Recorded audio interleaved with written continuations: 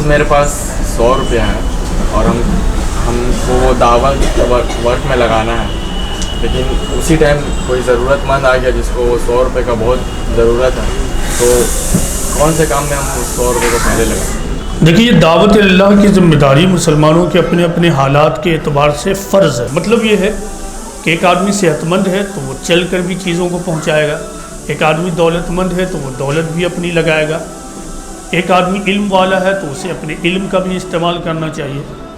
لیکن reverse condition میں اگر وہ معذور ہے، چل نہیں سکتا ہے، تو جو کام وہ کر سکتا کرے، پیسے والا نہیں ہے تو جو ہو سکتا کرے۔ یہ ہوا اپنے حالات کے اعتبار سے رسپانسبلٹی۔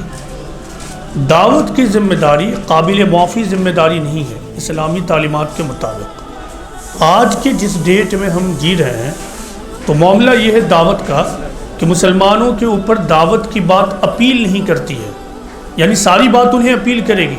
مثلا اگر میں کہہ دوں کہ مسجد کی تعمیر کرانا، پیسہ دو، دیں گے، خوب جم کے دیں گے، ہو سکتا ہے کچھ لوگ اپنا گھر بھی بیچ کے دے دو۔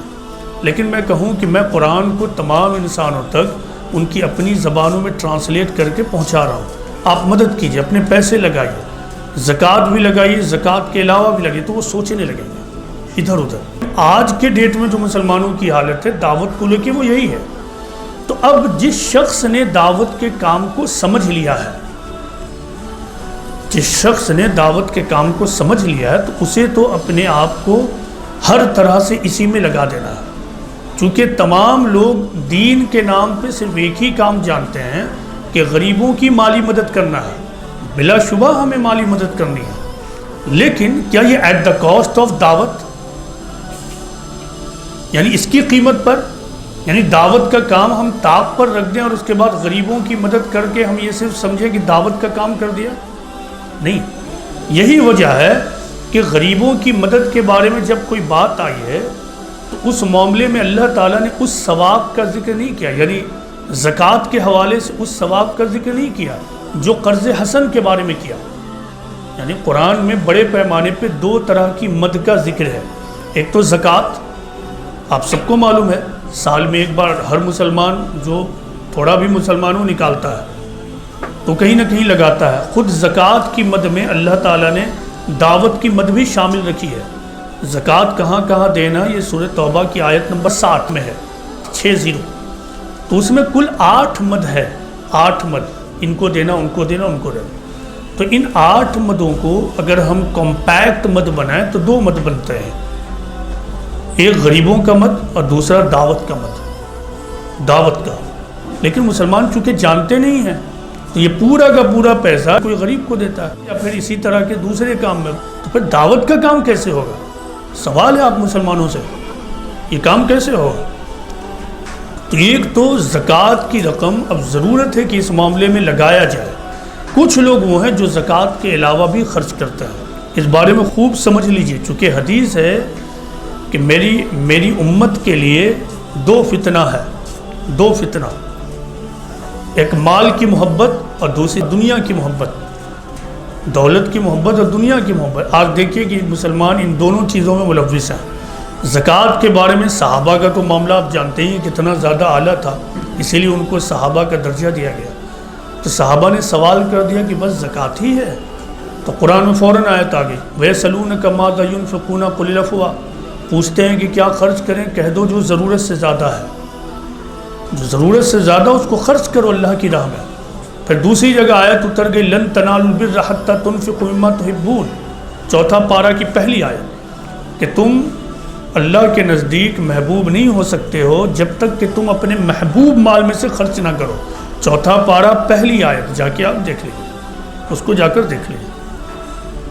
اسی طرح دوسری جگہ سورہ منافقون میں کچھ آیتیں میں بتا رہا ہوں، یہ کہا گیا کہ وَأَنفِقُوا مِمَّا رَزَقْنَاكُم مِّن قَبْلِ أَن يَأْتِيَ أَحَدَكُمُ الْمَوْتُ فَيَقُولَ رَبِّ لَوْلَا أَخَّرْتَنِي إِلَىٰ أَجَلٍ قَرِيبٍ، کہ اے لوگو جو کچھ تم کو دیا گیا ہے اس کو اللہ کی راہ میں خرچ کرو اس سے پہلے کہ موت آ جائے، یعنی آخری وارننگ۔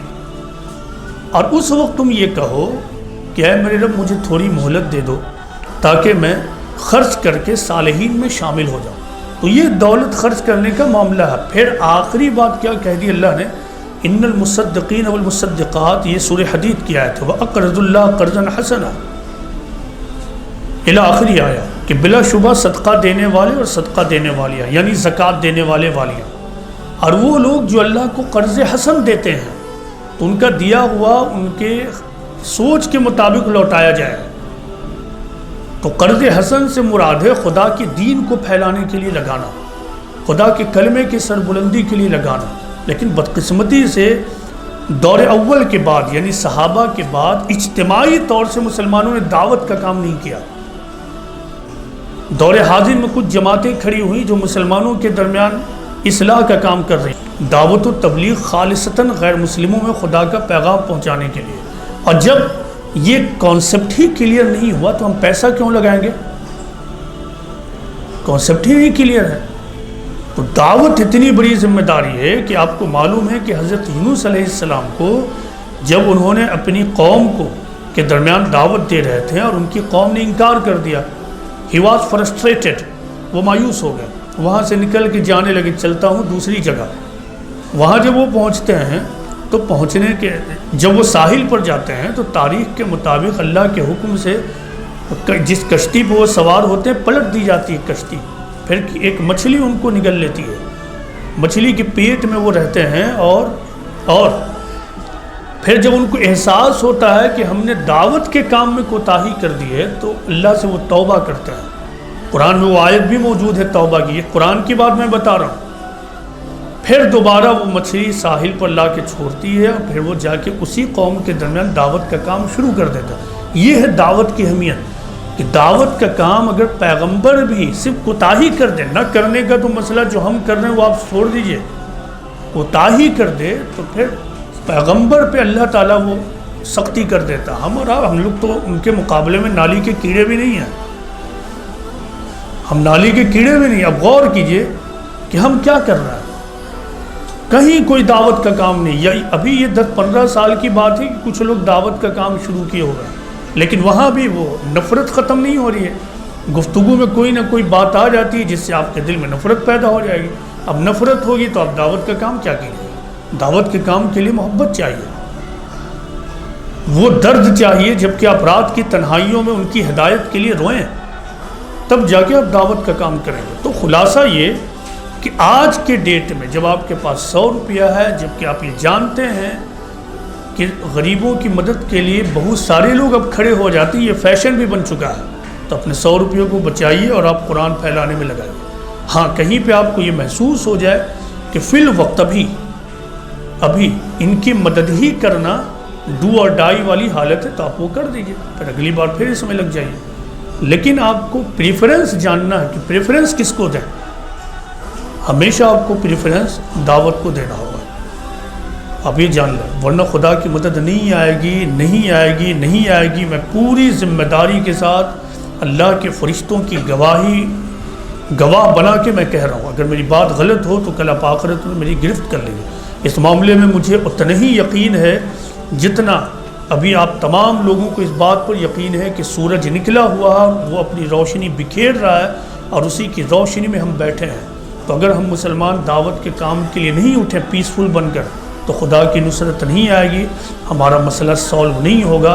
ہمارے لیے سب سے بڑا کام دعوت ہی ہے اور اللہ کے فضل سے ہم وہی کر رہے ہیں.